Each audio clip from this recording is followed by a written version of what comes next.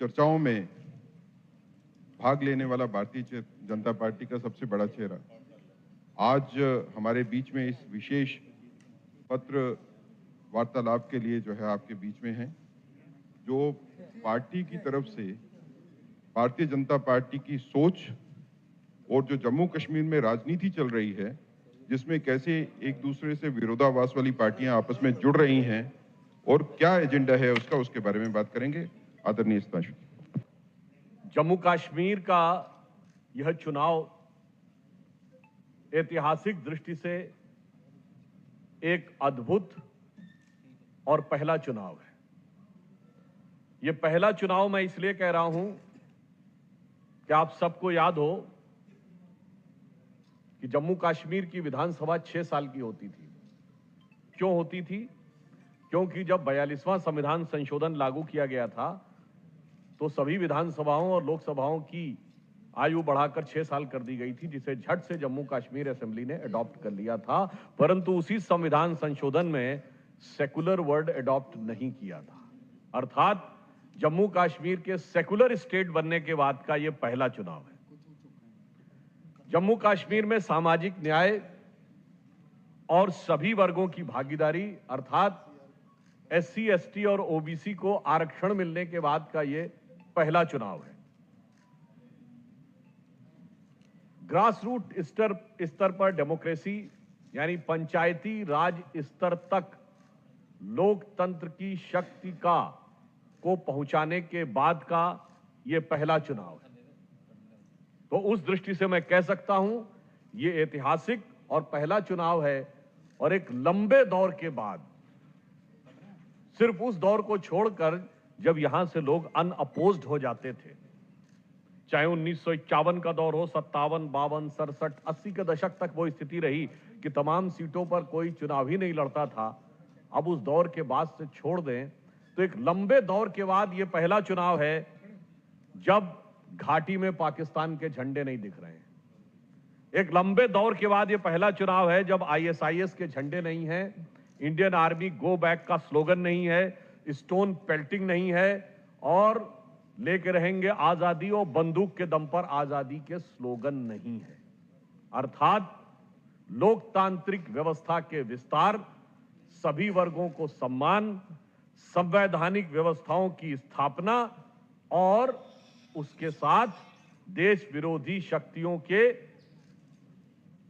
को नियंत्रित करने के बाद का यह पहला चुनाव है। और एक और दृष्टि से पहला चुनाव है। भारत के इतिहास में जब भी कभी कश्मीर का मुद्दा अंतर्राष्ट्रीय स्तर पर उठता था तो लंबे समय तक यह स्थिति रही कि ले देकर एक सोवियत संघ हमारे साथ खड़ा होता था, बाकी लगभग पूरी दुनिया पड़ोसी मुल्क के साथ खड़ी रहती थी। आज मोदी जी के नेतृत्व में हमने वो कूटनीति बदली है कि एक ले देकर चाइना उनके साथ खड़ा होता है, बाकी लगभग पूरी दुनिया हमारे साथ खड़ी होती है। अर्थात डिप्लोमैटिकली यानी कूटनीतिक दृष्टि से भी ये भारत का पहला चुनाव है और एक और दृष्टि से बहुत अलग चुनाव है। बहुत से लोग बहुत सारी चीजों के बारे में बात करते हैं पर वो भूल जाते हैं एक दौर ये भी था जिसको कश्मीर को कहते हैं कि सूफियों का बहुत बड़ा सेंटर था, पर सूफियों की एक बड़ी फेमस दरगाह चरारे शरीफ जलाकर खाक कर दी गई थी और उसके बाद जलाने वाला मस्तकुल पाकिस्तान भाग गया था। मुस्लिम समाज की सबसे बड़ी मुकद्दस मस्जिद हजरत बल पर आतंकवादियों ने कब्जा कर लिया था। एक वो दौर था और एक आज का दौर है जब 33 साल के बाद मुहर्रम का शियाओं का जुलूस भी शांतिपूर्वक निकलने में सफल रहा है। अर्थात मुस्लिम समाज की दृष्टि से भी शांति और व्यवस्था कायम होने के बाद का यह लंबे समय के बाद का पहला चुनाव है। तो मैं इसके लिए जम्मू कश्मीर की जनता का भी आभार व्यक्त करता हूं और इसके लिए जो साहस हमारे प्रधानमंत्री श्री नरेंद्र मोदी जी ने दिखाया था, उसके लिए मैं ये कहना चाहूंगा कि दर्द की रात गई, गम के जमाने भी गए, दर्द की रात गई, गम के जमाने भी गए और मोदी जी की हिम्मत से कई दाग पुराने भी गए। इसके बाद वो दर्द की रात तो गई और नई सुबह की जो किरण दिखना शुरू हुई है, उसने वो बदलाव की एक नई इबारत आसमान पर उभरती हुई नजर आ रही है पहली बार जम्मू कश्मीर में पिछले वर्ष 2 करोड़ टूरिस्ट आए। जम्मू कश्मीर भारत का एकमात्र राज्य है जिसे 2 एम्स मिले हैं, अन्यथा सभी राज्यों को केवल 1 एम्स मिला है। पिछले 4 वर्षों में 7 नए मेडिकल कॉलेज स्थापित किए गए हैं। जम्मू क्षेत्र में ही प्राइवेट सेक्टर में भी अगर आपको ध्यान हो तो आर्सेनल मित्तल के साथ एचपीसीएल का ज्वाइंट प्रोजेक्ट आने वाला, जो यहां बहुत मैसिव प्रोजेक्ट होगा और उससे भारी मात्रा में जॉब का सृजन भी होगा। पूरी रियासत में जम्मू कश्मीर में कुल मिलाकर 1,25,000 करोड़ रुपए के इन्वेस्टमेंट पाइपलाइन में हैं। विकास की सोच वहां तक पहुंची है कि 500 से अधिक आबादी के लगभग सारे गांव ग्रामीण सड़कों से कनेक्ट कर दिए गए हैं। 7 या 8 गांव रह गए हैं जो 500 से अधिक आबादी के हैं और जहां तक सड़क नहीं पहुंच पाई है उन सबको कनेक्ट कर दिया गया है। जियो टैगिंग, चाहे यहां का अनारदाना हो या केसर हो, उन सब की जियो टैगिंग प्रोडक्ट की करके ताकि उनको राष्ट्रीय और अंतर्राष्ट्रीय मार्केट्स में एक अच्छा प्रभावी स्थान मिल सके, वो भी व्यवस्थित किया गया है। और बाकी मैं उस विषय के विस्तार में नहीं जाना सकता। बहुत से लोगों ने आपको सारी बातें बताई होंगी कि फिर वो चाहे श्रीनगर जम्मू का एक्सप्रेसवे हो या दिल्ली कटरा का जो एक्सप्रेसवे बन रहा है वो हो, या सबसे लंबी टनल हो, और या फिर दुनिया का सबसे ऊंचा पुल चिनाब नदी के ऊपर बना के दिखाया है। यह दर्शाता है कि किस तरह का बदलाव इस सरकार के आने के बाद आया है और किस तरीके की लगाव, बदलाव के साथ साथ लगाव भी मैं बताना चाहता हूं, हमारी पार्टी और प्रधानमंत्री मोदी जी का है। 2014 में प्रधानमंत्री बनने के बाद मोदी जी ने जो अपनी पहली दिवाली बनाई थी वो अपने घर में बैठ कर नहीं बनाई थी, इसी जम्मू कश्मीर की सरहद पर सेना के सैनिकों के साथ बनाई थी, जो दर्शाता है कि उन्होंने अपनी प्रधानमंत्री के रूप में पारी का आगाज ही जम्मू कश्मीर के साथ गहरे लगाव के साथ किया था। मगर इस चुनाव में एक और स्थिति यह है कि ये एक दो हालात के बीच में चुनने का मौका है जम्मू कश्मीर की आवाम के लिए। मैंने कहा, एक वो दौर था जो प्रधानमंत्री जी ने दिवाली मनाई, उन्होंने हिम्मत दिखाई, और एक वो दौर था, आपने अभी हाल ही में सुना होगा कि कांग्रेस सरकार में गृह मंत्री रहे शिंदे जी का वक्तव्य, जो उन्होंने कहा कि होम मिनिस्टर रहते हुए डल लेक के ऊपर जाने में उनकी हालत क्या होती थी। तो मैं उसके लिए कहना चाहूंगा कि एक वो दौर था, जिसे कहते हैं ना, एक वो भी दिवाली थी, एक ये भी दिवाली है। तो मैं उस दौर के लिए कहना चाहूंगा, लहूलुहान थी घाटी और झेलम डरी हुई थी और खामोशियां रातों की दिन में भरी हुई थी, और दहशत का था वो आलम कि गृह मंत्री के पैर के नीचे धरती फटी हुई थी। मगर आज वक्त बदला है। आज के गृह मंत्री ऐसे हैं कि उन गृह मंत्री को देखकर बहुत से लोगों की छाती फटने लगती है जो भारत विरोधी मंसूबे रखते हैं। और मैं ये भी कहना चाहूंगा, आज के ये चुनाव में दो रास्ते हैं। एक है तरक्की की नई सुबह का रास्ता और दूसरी है तबाही की पुरानी बर्बादी का रास्ता। एक गठबंधन, जो इंडी गठबंधन और जो अन्य पार्टियां हैं, ये उस तबाही के पुराने रास्ते पे ले जाना चाह रही हैं, जिसे मैं कहना चाहूंगा, जो प्रधानमंत्री जी ने भी कई बार बोला है कि 3 परिवारों ने अपनी जागीर की तरह इस रियासत को चलाया और तबाह किया। उसे अगर मैं कहना चाहूं AGM, अब्दुल्ला परिवार, गांधी परिवार और मुफ्ती परिवार।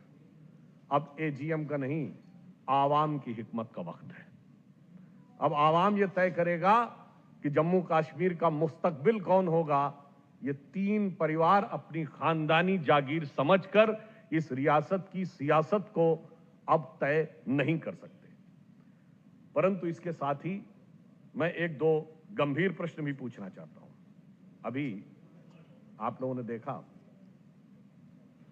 कि कांग्रेस के नेता प्रतिपक्ष राहुल गांधी अमेरिका में एक ऐसी सांसद ऐलान उमर से मिले जिसने पाक अधिकृत कश्मीर को पाकिस्तान का हिस्सा बताया, जबकि पाक अधिकृत कश्मीर हमारा है। ये कांग्रेस पार्टी के समय में भारत की संसद का यूनानिमस रेजोल्यूशन है, सर्वसम्मत रेजोल्यूशन है। मैं पूछना चाहता हूं राहुल गांधी जी से, आप संसद में नेता प्रतिपक्ष हैं, भारत की संसद के इस सर्वसम्मत प्रस्ताव को, यूनानिमस रेजोल्यूशन का आपने अपमान क्यों किया? दूसरा, आपकी पार्टी की सरकार के समय में यह हुआ है, उसका अपमान क्यों किया? और तीसरा, आपने अपने पुरखों के समय में, आपकी खानदान की सरकार थी, उनके समय में हुआ है, अपमान क्यों किया? और सबसे बढ़कर जम्मू कश्मीर के पूरे आवाम की इस भावना का अपमान क्यों किया? और फिर आपने भी देखा कि उनके जो सहयोगी हैं वो भी नई नई भाषा बोल रहे हैं। नेशनल कॉन्फ्रेंस के उमर अब्दुल्ला साहब बोलते हैं कि धारा 370 हम दोबारा रेस्टोर करेंगे। तो मैं कांग्रेस पार्टी से पूछना चाहता हूं, और वो सिर्फ इतना ही नहीं है, फारूक अब्दुल्ला साहब जो उनके सबसे सीनियर नेता हैं, वो 2020 में क्या बोल चुके हैं कि आर्टिकल 370 को रेस्टोर करने के लिए हम चाइना की सहायता लेंगे। आई want a clear cut answer from national conference and Congress both. 2016 Farooq Abdullah साहब बोल चुके हैं कश्मीर में 1953 से पहले का स्टेटस बहाल करेंगे, यानी जहां दो कॉन्स्टिट्यूशन ही, दो प्राइम मिनिस्टर होते थे। So I want a clear cut answer from Congress and National Conference. Farooq Abdullah sahab के बयान के लिए माफी मांगेंगे या आप उस पर कायम हैं? और मैं ये भी याद दिला देना चाहता हूं, एक दौर वो भी था, लोग भूल जाते हैं और कहने लगते हैं कि साहब कश्मीर में 90 के दशक के बाद आई एक पुरानी घटना, लोगों को याद नहीं होगी।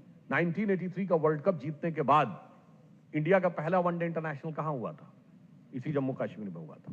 13 अक्टूबर 1983 को श्रीनगर में भारत और वेस्ट इंडीज का मैच, उसमें भारतीय टीम की हुटिंग, भारतीय टीम के ऊपर सामान फेंका गया, भारत के खिलाफ नारे, मैच भारत और वेस्ट इंडीज का, और नारे पाकिस्तान के समर्थन में।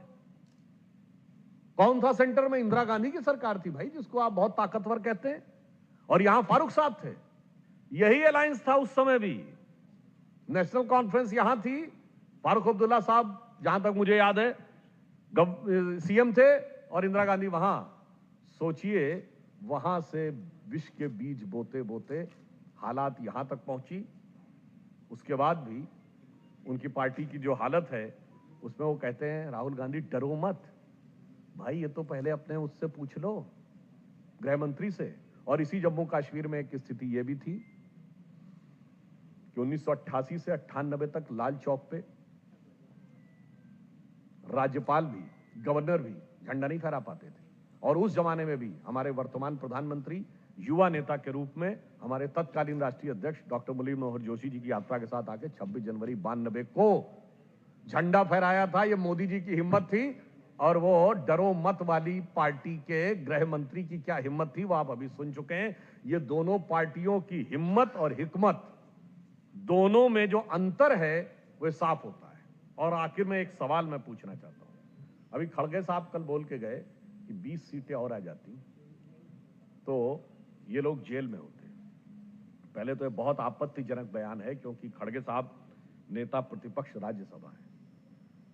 कौन जेल में गया ये अदालतें तय करती हैं, सरकारें नहीं तय करती हैं।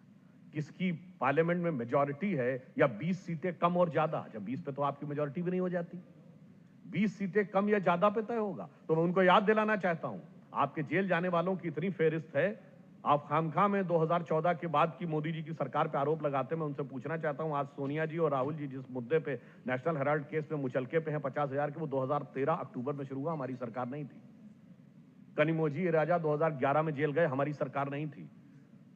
आपके नेता सुरेश कालमाड़ी 2010 में जेल गए, हमारी सरकार नहीं थी। शिबू सोरेन 2006 में जेल गए, झारखंड के सीएम मधु कोड़ा 2008 में जेल गए, हमारी सरकार नहीं थी। करुणानिधि 2000 में जेल गए।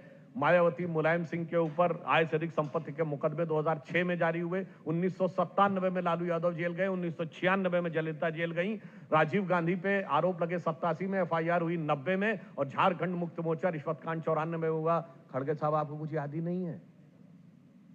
30-35 साल से जेल से अंदर आने जाने का एक लोकसभा में उनसे चुनौती से पूछना चाहता हूं, जो बता दे इंडी गठबंधन के किसी दल के किसी भी नेता ने पिछले 35 सालों में कोई एक लोकसभा जिसमें जांच एजेंसी और अदालतों के चक्कर भ्रष्टाचार में न काटे हों। मगर अब यहां मैं दूसरा सवाल पूछना चाहता हूं। मैं पूछना चाहता हूं, खड़गे साहब, आपने कहा कि ये 20 सीटें और आ जाती तो फला जेल में होते। मैं पूछना चाहता हूं, अगर ख्वाबों ख्यालों वाली आपकी सीटें आ जाती तो जेल से बाहर कौन होता? यासीन मलिक, शब्बीर शाह, जहूर अहमद, आसिया अंद्राबी, या जितने भी पत्थर चलाने वाले थे सब बाहर आ जाते, जितने भारत के खिलाफ बोलने वाले थे सब बाहर आ जाते। हमारी सरकार आने के बाद हमने न हुर्रियत नेताओं से कभी बात की, न उन्हें पाकिस्तान से बात करने दी। उस दौर में वो आते थे दिल्ली तो जलवाए जलाल से रेड कारपेट वेलकम के साथ जलवा अफरोज होते थे, और अब आते हैं तो एनआईए और ईडी की पेशी में आते हैं। तो मैं सिर्फ ये पूछना चाहता हूं कि कांग्रेस पार्टी ये जवाब दे कि आपके ख्वाबों ख्यालों में अगर आपकी सत्ता आती तो जेल से बाहर कौन कौन होता? दिल के अरमान तो उसमें हैं। दूसरा, अगर आप 370 की बात कर रहे हैं, इसका मतलब आप वो सारे हक और हुकूक जो एससी, एसटी, ओबीसी को मिले हैं समाप्त करने की बात कर रहे हैं। वाल्मीकि समाज दोबारा उसी परिस्थिति में पहुंचेगा, और कश्मीर की लड़कियों को शादी करने के लिए जो बंदिश थी, क्या वो बंदिशें फिर दोबारा लागू होंगी? इसलिए मेरा उनसे सिर्फ ये कहना है कि वो साफ साफ ये बताएं कि आप राष्ट्र विरोधी शक्तियों के साथ क्यों खड़े हुए हैं? आप जम्मू कश्मीर की तरक्की के रास्ते में रोड़े बनकर क्यों खड़े हुए हैं? और जो मैंने कहा, जेल से किस किस को बाहर निकालने की तमन्ना आप दिल में संजोए हुए हैं। अंत में मैं सिर्फ ये कहना चाहता हूं जम्मू कश्मीर के सभी लोगों से, आम जनता से, कि देश बदलाव के एक नए मुकाम की तरफ आगे बढ़ रहा है। आप सबसे मेरा यह अनुरोध है, यह रिक्वेस्ट है कि मोदी जी के नेतृत्व में भारतीय जनता पार्टी का हम साथ दें। तो उनकी तरफ से यह लाइन कहते हुए मैं अपनी बात समाप्त करता हूं कि मेरी हिम्मत को सराहो, मेरे हमराही बनो। मेरी हिम्मत को सराहो, मेरे हमराही बनो। मैंने एक शम्मा जलाई है हवाओं के खिलाफ। धन्यवाद।